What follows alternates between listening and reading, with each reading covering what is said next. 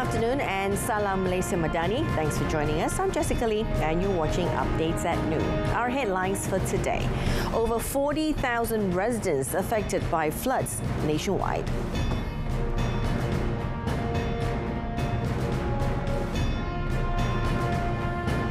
At least 17 dead in Indonesia fuel storage fire.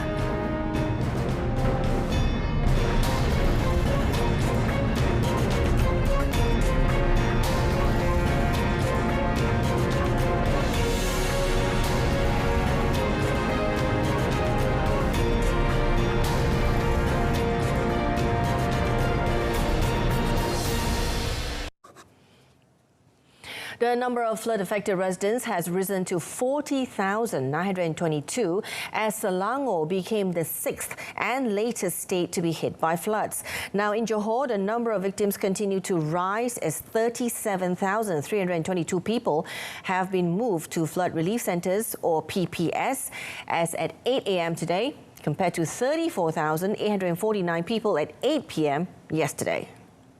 Now, the State Disaster Management Committee, JPBN, said 13 more PPS had been opened, bringing the number of relief centres to 238 in 9 districts so far.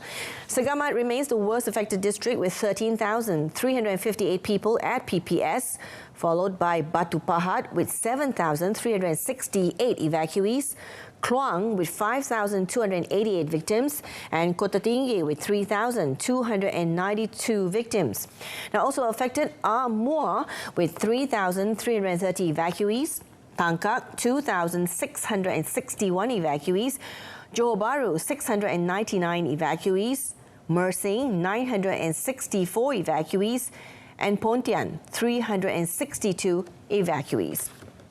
Meanwhile, in Pahang, the number of evacuees continue to increase with 2,317 people placed at 22 relief centres this morning, compared to 2,186 people at 21 relief centres last night.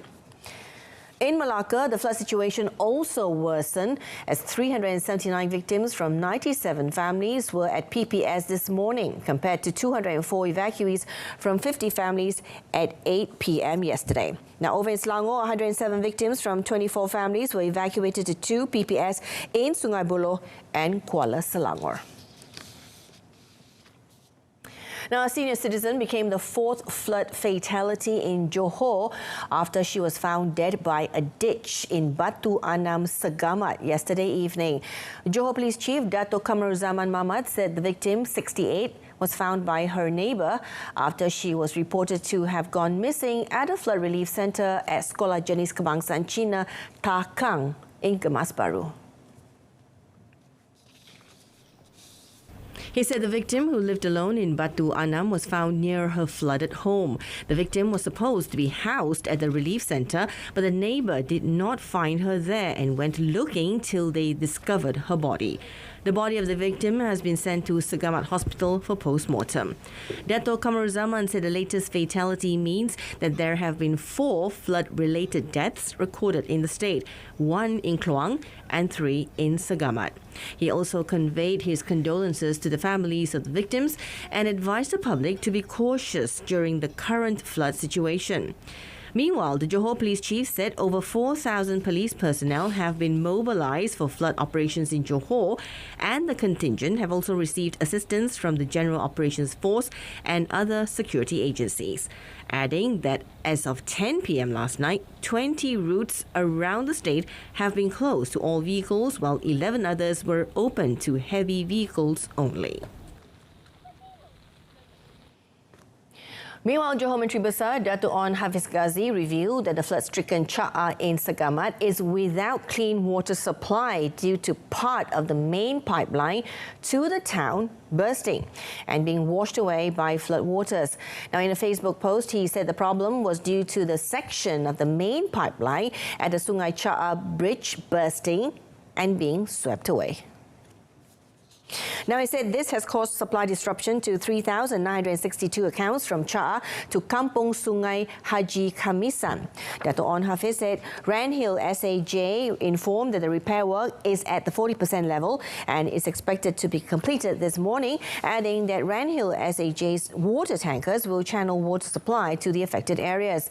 In a separate Facebook posting, he expressed his gratitude for the good news from Prime Minister Datuk Sri Anwar Ibrahim yesterday, who approved an immediate allocation of 50 million ringgit to help flood victims in Johor and for other urgent needs. He also expressed his appreciation to Terengganu Menteri Besar Datuk Sri Dr. Ahmad Samsuri Mokhtar, Pahang Menteri Besar Datuk Sri Wan Rosdiwan Ismail and Selangor Menteri Besar Datuk Sri Amiruddin Syari for sending immediate aid to Johor. Meanwhile, the Malaysian Meteorological Department, or Met Malaysia, has issued a danger level heavy rain warning for Pahang and Johor until tomorrow. Now, in a statement today, it said continuous heavy rainfall is expected in Rompin, Pahang, as well as Segamat, Kluang and Mersing in Johor. A severe level heavy rain warning has also been issued for Pekan, Pahang and several areas in Johor, namely in Tangkak, Muar, Batu Pahat, Pontian, Kulai, Kota Tinggi and Johor Bahru.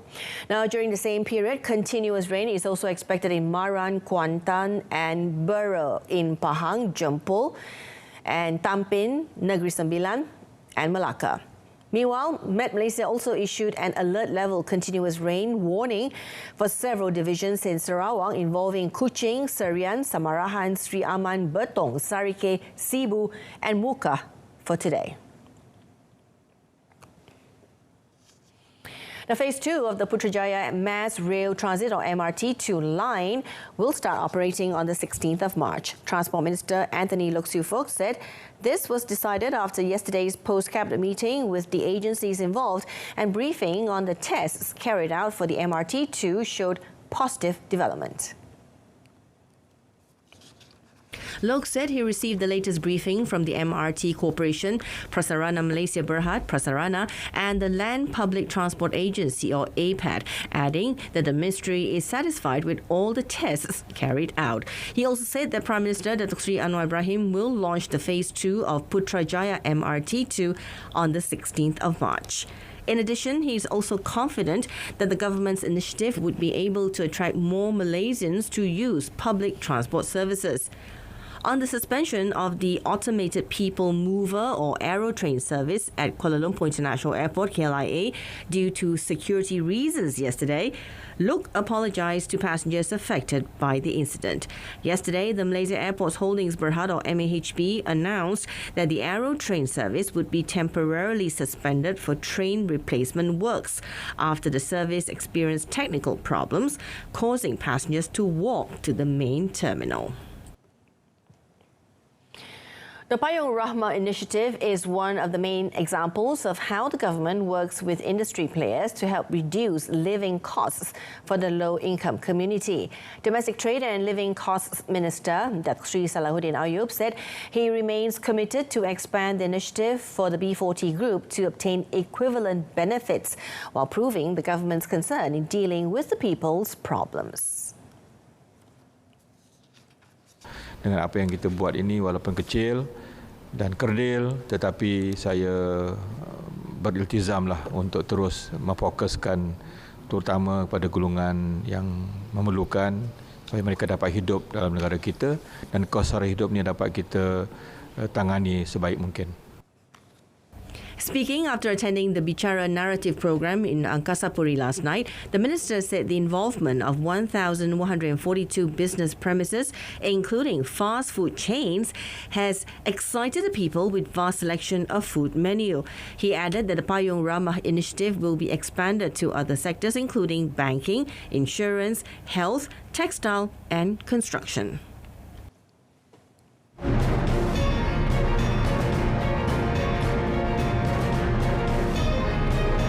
Next, Prime Minister issues instruction for all ministers to study LKAN.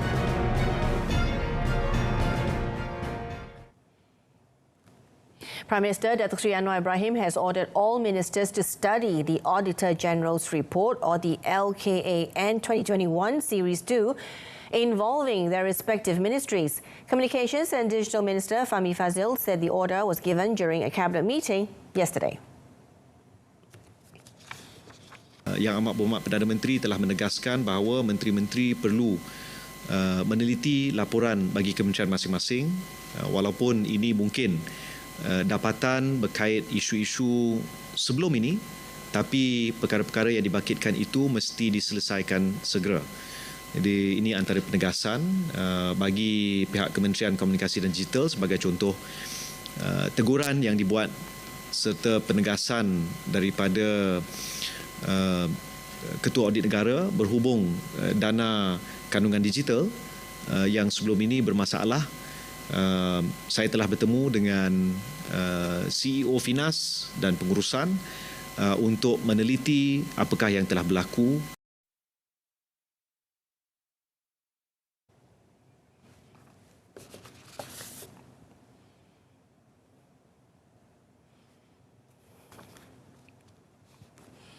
On another matter, Fahmi revealed that the Cabinet has decided to hold a Unity Week in Sarawak in May to highlight the importance of unity within the community.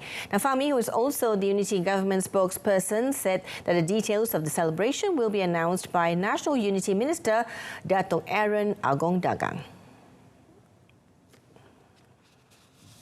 Jemaah Menteri juga telah bersetuju bahawa kita akan mengadakan satu sambutan Minggu Perpaduan yang akan diadakan di Sarawak menjelang bermula pada 20 hari bulan Mei. Perincian mengenai program ini akan diumum oleh Yang Berhormat Menteri Perpaduan dalam masa yang terdekat.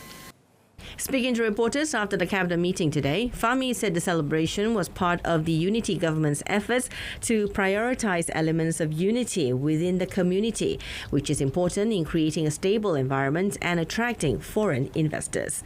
He said this will comprehensively show the efforts made by the Unity government in ensuring that the people continue to stand united in the effort to restore confidence and rebuild the country's economy. The Yang-di-Pertuan Agong Al-Sultan Abdullah Riayatuddin Al-Mustafa Bilal Shah expressed his condolences to the family of the late former MCA President Tan Sri Lee San Chun, who passed away yesterday. Also conveying her condolences was the Raja Permaisuri Agong Tunku Haja Aziza Amina Maimuna Iskandaria. In an Istana Negara Facebook post, Al-Sultan Abdullah and Tunku Aziza expressed sadness over the demise of Lee and hoped the family would be patient and brave during this difficult time. The royal couple appreciates the service and dedication of Tan Sri Lee to the community and the country. The late Tan Sri Lee, 88, who was born in Pekan Pahang, had been appointed to several ministerial portfolios, including Minister of Labour, Public Works and Public Facilities, and Minister of Technology, Research and New Village Coordinator. Now, during his lifetime, Tan Sri Lee had served as MCA President starting in 1975 until he retired from the political arena in 1983, and had also held the position of MCA Youth Chief and was once appointed as the Executive Secretary of the Alliance Party. He joined the world of politics by contesting in the general election for the Kluang Utara parliamentary seat and won the constituency in 1959 when he was only 24 years old.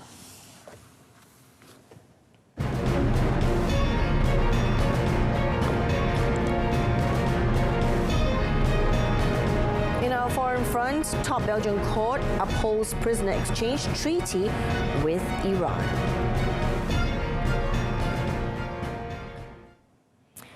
At least 17 people were killed when a fire broke out yesterday at a fuel storage station operated by Indonesia's state energy company Pertamina in the capital, Jakarta. Now, 2 of the fatalities were children, while 50 people were injured, including 1 child.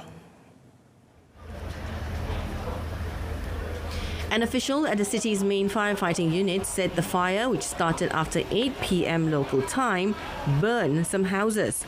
A Pertamina spokesperson said that the fire had been extinguished about 2 hours later.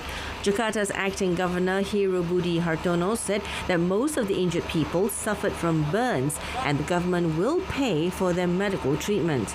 Pertamina said in a statement that the cause of the incident was still being investigated and that evacuation efforts were ongoing. The company also said the fuel supply for the Jakarta area remains secure as it planned to divert supply from other terminals. Pertamina Chief Executive Officer Niki Widiawati apologized for the fire and said it would reflect internally to avoid similar incidents from ever occurring again. According to the country's energy ministry, the fuel station has a capacity of over 300,000 kilolitres.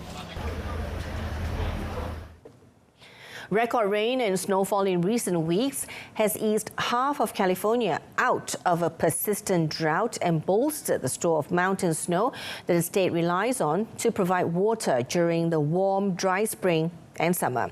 Now, the California Department of Water Resources, or CWDR, said there was nearly twice as much snow in the Sierra Nevada mountains as is typical for March. The snow was also dense and wet, meaning that it held nearly 170% of the typical amount of water for this time of the year. The snowpack is considered California's largest reservoir and is vital to fill streams and lakes as it slowly melts. The record precipitation and accompanying powerful storms in December and February have also dramatically lessened California's ongoing drought, a team of U.S. government agencies said this week. By contrast, just 3 months ago, the entire state was considered to be experiencing drought conditions. California has cycled through 4 periods of drought since 2000, making less water available to irrigate crops and sustain wildlife, along with meeting the needs of the state's 40 million residents. Belgium's Constitutional Court yesterday rejected a request to annul a prisoner exchange treaty with Iran that could lead to a convicted Iranian diplomat being swapped for a jailed Belgian aid worker. Now, Belgian lawmakers cleared the treaty in July, but it has been held up due to legal challenges from an exiled Iranian opposition group. The judges also specified that the victims of any detainee being proposed for transfer must have the right to contest the specific case in court. Now, aid worker Olivier van der Kestijn, arrested while on a visit to Iran in February 2022, was sentenced in January to 40 years in prison and 74 lashes on charges including spying that Brussels has denounced as fake. His distraught family has appealed to the government to do its utmost to get him freed. Iran has called for the release of Asadollah Assadi, sentenced to 20 years in prison in Belgium in 2021 over a foiled 2018 bomb plot. It was the first trial of an Iranian official for suspected terrorism in Europe since Iran's 1979 revolution. It is not clear when a prisoner exchange might happen. The clashes erupted outside the Greek parliament yesterday following a demonstration over a deadly train collision that claimed the lives of at least 57 people. Now, some protesters threw petrol bombs and fireworks at police outside the building, who responded with volleys of tear gas. After evening protests over the past 2 days, some 2,000 students took to the streets in Athens. Protesters damaged shops and lit fires in rubbish bins on the streets. Earlier, thousands marched to the offices of Hellenic Railways Organisation, or OSE, the railway's infrastructure operator, clutching signs reading "Criminals" and "Rage." Now, anger has grown across the country over the crash, which the government has attributed to human error, but which unions say was inevitable due to lack of maintenance and faulty signalling. There were more than 350 people on board the passenger train, many of them university students going back to the northern town of Thessaloniki from the capital Athens after a long holiday weekend.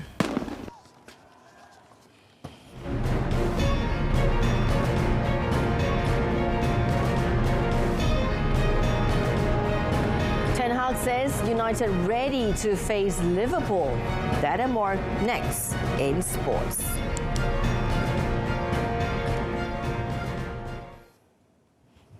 Borussia Dortmund took a 2-goal lead in the first half and hung on for a nervous 2-1 victory over RB Leipzig yesterday to go top of the Bundesliga and stretch their perfect run in 2023 to 8th straight league wins.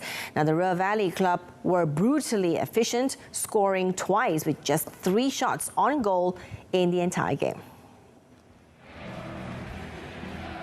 A Marco Reyes penalty brought down by keeper Yanis Blažević in the box. The Dortmund captain Al Nassr managed to mount a 3-1 comeback victory over Al Batin without star man Cristiano Ronaldo appearing on the score sheet. Now, the Saudi Pro League leaders conceded early as Uruguayan striker Renzo Lopez headed home a cross from Congolese winger Andre Bukia to put the visitors in front at Mersal Park. And Al Batin remained in front until added time in the second half when Al Nassr midfielder Abdurrahman Garib found the equalizer.